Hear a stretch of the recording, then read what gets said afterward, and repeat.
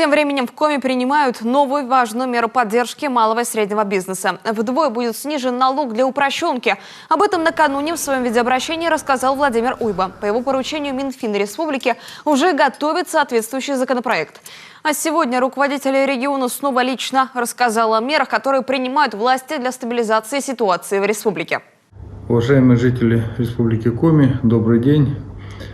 Сегодня расскажу вам о том, как прошел конец вчерашнего дня и какие сегодня у нас планы на день грядущий. Итак, по эпидемиологии у нас сегодня 507 подтвержденных случаев, это COVID+. Мы приросли на 16 человек. Как уже неоднократно говорил, я не комментирую этот рост, он прогнозируемый, и мы по этому росту понимаем, как дальше будет складываться ситуация эпидемиологическая. Всего под наблюдением продолжает находиться 4098 человек и выздоровел 21 человек. Я вам докладывал, что с воскресенья и понедельник у нас работали коллеги из Федерального Минздрава. Это была наша инициатива для того, чтобы сверить часы, чтобы сверить курсы. Коллеги отработали, оценили очень хорошо нашу подготовку, работу наших врачей, медсестер, организаторов. Тем не менее, наметили один из основных блоков, который требовал укрепления, а именно это усиление работы диагностического тестирования.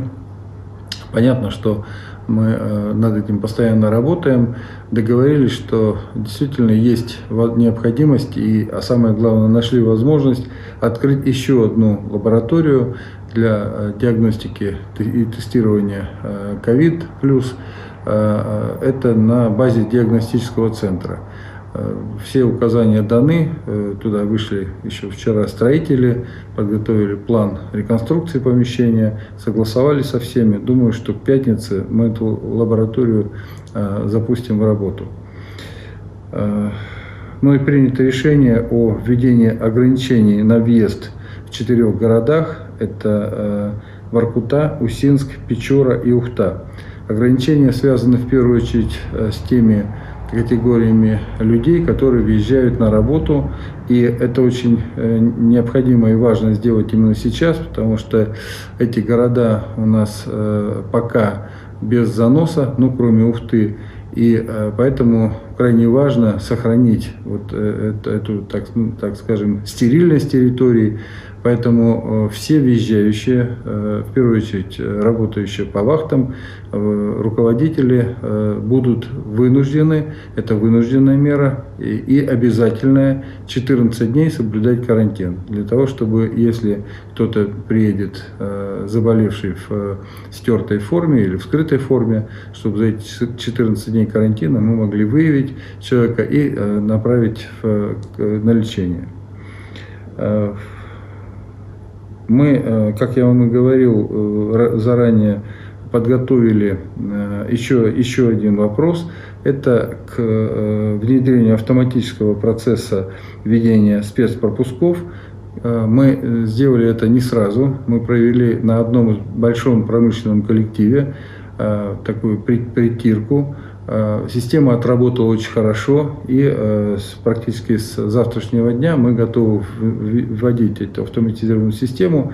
Основной ее плюс это в том, что человек по предъявлению удостоверяющего личность, документа, удостоверяющего личность сотруднику правоохранительных органов, где будет автоматическое отображение его заранее зафиксированного необходимости передвижения, будет получать разрешение на такое передвижение.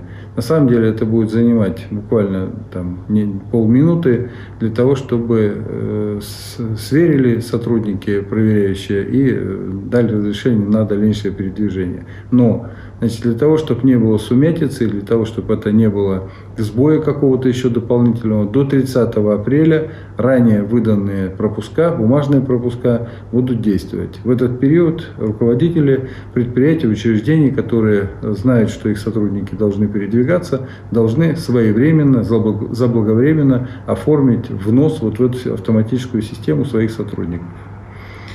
Продолжаю встречаться с руководителями крупного бизнеса.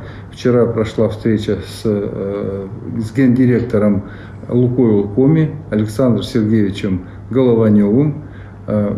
Обсудили очень большой спектр вопросов. В первую очередь, конечно же, развитие социальных и участие компании в социальных сферах. Это и приобретение оборудования для инфекционной больницы в Ухте, это и ремонты больниц, и не только больниц, а социальных объектов социального назначения.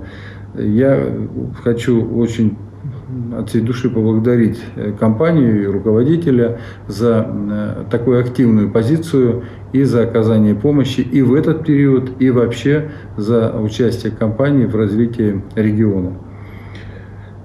Сегодня у нас в нашей стране отмечается, пока еще очень молодой, но тем не менее очень значимый праздник, День местного самоуправления. С 2012 года этот праздник отмечается по всей стране.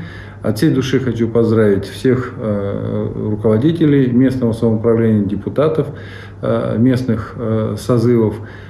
И, конечно же, пожелать активной работы на процветание, на развитие своих муниципальных образований, потому что все, что вы делаете для людей. Делайте это с душой, делайте это открыто и улучшайте свою работу. С праздником вас! На этом, уважаемые жители Республики Коми, хочу подвести сегодня итог. Еще раз напоминаю о режиме самоизоляции. Будьте здоровы. До завтра. Всего доброго.